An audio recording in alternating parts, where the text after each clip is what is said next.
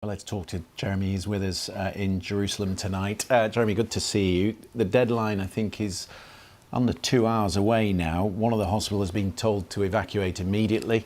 There are 300,000 reservists who've been mobilised. The army on the border in the crouch position, ready to go. When do you think the order will come? Well, I don't think it's going to come in 2 hours from now. There was a briefing, on-the-record briefing given this morning by the Israeli army. And in that they said, yes, we accept it might take longer than 24 hours. They didn't say how much extra time they might be building in. I'm not sure the Israelis themselves are entirely ready in terms of the build-up that they want. Armies have a lot to do to get all their forces in a row for putting on what is a very complex operation. I think there is intelligence stuff they need to sort out as well. They want to go after the leaders who are in Gaza of Hamas. So I think they would very much like perhaps to start their operation with some kind of enormous strike that kills, I don't know, some secret command bunker or something like that. But I have no idea if they have managed to obtain that kind of information. But if you look at everything that's happening, Christian, these instructions, I mean, it's it's called advice, it's an instruction. Move south or else to civilians. The state of siege that's been put in, which they've even cut off the water, and all the military activity that's going on, they're preparing the battlefield. They are going to do an offensive. I think there's no doubt about it. Is the intention, Jeremy, to make this as miserable and as punishing for the Palestinian people that in some way they separate them from Hamas? Do you think that is the strategy of the Israeli government? I think putting pressure on Palestinians, yes, is definitely one way to try and put pressure on Hamas. But the thing is, an awful lot of Palestinians aren't behind Hamas anyway. Hamas, all the Palestinian leaders from Fatah to Hamas, the two main factions. Fatah control the West Bank, which is the area that more or less runs from Jerusalem to, well, parts of the West Bank, I should say. They govern, but not in a very effective way, parts of the West Bank, part of the occupied territories, and Hamas are in Gaza. And to be honest, neither is beloved. Both have followers, some very faithful followers, but I think most Palestinians over quite a few years now have become deeply cynical and depressed about their political prospects, their prospects for independence, which is what people, a lot of them, dreamt about, their prospects, in other words, for freedom. And I think there is a sense in which extremists have been able to have been able to thrive in that kind of desperate atmosphere. There's been no peace process for an awfully long time. I mean, none whatever. There was an attempt 10 years ago by the Americans under the Obama administration, a couple of presidents ago, to try and get the whole thing going again, but it failed. The question, of course, that everyone will ask tomorrow is how many of the million people have gone. And I was asked that on a World Service programme today. And I was recounting a story, Jeremy, from back in 2008. I was interviewing a woman in Gaza City who was sitting on a suitcase. And during this interview, she started rootling in her suitcase and she pulled out a key. And this key was to the front door of the house that they lost in 1948 when they were expelled from their ancestral land. And she said to me, "This is the second time I've lost my home to the Israelis." And I think that will be in the minds of some of these people, won't it, in northern Gaza? They might not be of Hamas, but they are part of the resistance, and they will see the echoes in history. What they know as the Nakba, the catastrophe, is, the great trauma in Palestinian history. It was when the Palestinian society that existed in this land was splintered and dispersed. The area, for example, that area around Gaza with the Israeli farms, kibbutzes, towns, big fields, rather fertile, there were Palestinian villages there. There were Palestinian farms. The town of Ashkelon, which is very much an Israeli town, had a different name. that sort of stuff. And so, yes, I think when people hear, Palestinians hear, the Israelis saying, you've got to get out, all those ghosts come up again. They start to rise up out of history. Frankly, history is never very far away here. People are very conscious of what happened, not just in the immediate past, but back in their grandparents' time. And add to that, because of the extreme nature of the people who, until he formed his war cabinet, were sustaining the government and taking part in very prominent positions in the government of Prime Minister Benjamin Netanyahu, there were people there who were talking about a second Nakba. And the concept of transfer is something that has been discussed, i.e., expelling Palestinians, is something which has been widely discussed in Zionist thought almost from the outset.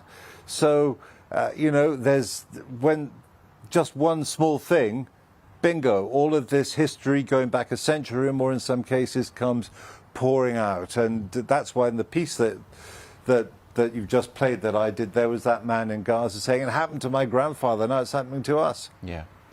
There was one other thing that happened today which made me think of you. You'll have heard the very sad story that a Reuters cameraman has been killed on the northern border. We're seeing him here in the picture. Our sympathies to the Reuters team who were there on the border and have suffered that. But it brought back memories, of course, Jeremy, of what you suffered 20 years ago in a very similar position, and it must have come back to you as well. Yes, 20 years ago, well, 2000, more than that, is when the Israelis were pulling out of South Lebanon. I was working with a Lebanese cameraman and a Lebanese fixer driver called Abed Takush, and the Israelis opened fire from across the border and killed him. And then they had a go at killing Malik, the cameraman, and myself with the heavy machine gun. They didn't succeed, but Abed was killed. Yes, journalism, especially in war zones, can be a very dangerous job. And sometimes journalists are targeted, and sometimes they're in the wrong place at the wrong time. And what can I say? I'm full of sympathy for that family because, I will never forget the funeral of Abed and going back to Beirut the day after he was killed and going up and to explain to his wife exactly how he died. That was a pretty bad day. Yeah. It's a reminder how much we depend on these first eyewitness accounts from reporters in times like this, but it is a very dangerous job, and we're grateful to all of them. So, Jeremy Bowen, thank you very much for coming on the programme. Thank you.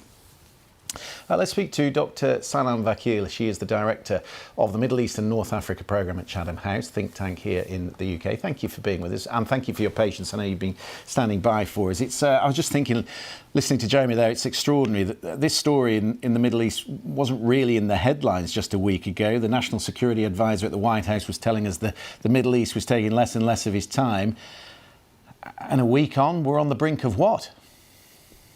We're on the brink of disaster. That's where we are. And this speaks of the hubris of Western governments, the inattentiveness to a crisis that those of us that work on the Middle East and have been watching the Middle East knew has been simmering for so long. And it's been left unattended.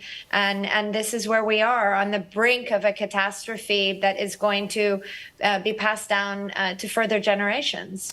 The Israelis have the right, and they've made the point that they need to respond to Hamas and to decapitate the leadership of Hamas, and they will do that. But it's an extraordinary order, isn't it, to evacuate 1 million people, to put, hospitals under such pressure to evacuate the wounded, the seriously wounded, in just under 2 hours. It's an impossible request for the people of Gaza to meet.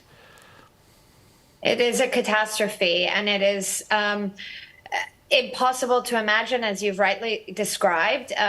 This is putting immense pressure on ordinary individuals who don't deserve this, who will bear the price for this. It is a true injustice that could have and should have been thought through and handled differently. You cannot mobilize over 1 million people in 24 hours and transfer them. This is creating another crisis, a displacement of epic proportion, and it won't be forgotten. Ordinary people, people who don't support Hamas, are paying the price, and this is collective punishment. Obviously, we're looking at the wider region, and we're particularly focusing on Lebanon at this time. The Americans, the challenge, I suppose, for the Americans is to support the Israeli operation and their objectives without this escalating to the wider region, and that is a delicate balance to walk, isn't it? It certainly is, and that's why the Americans have sent a sort of carrier into the East Med, and they're also doing so into the Persian Gulf. They need to support Israel, a long-standing American ally, and they want to be there as a deterrent. They don't want this to open up into a multi-front war. Nobody wants this to escalate. But at the same time, the U.S. is risking their reputation. They are supporting a human catastrophe, and this will have blowback.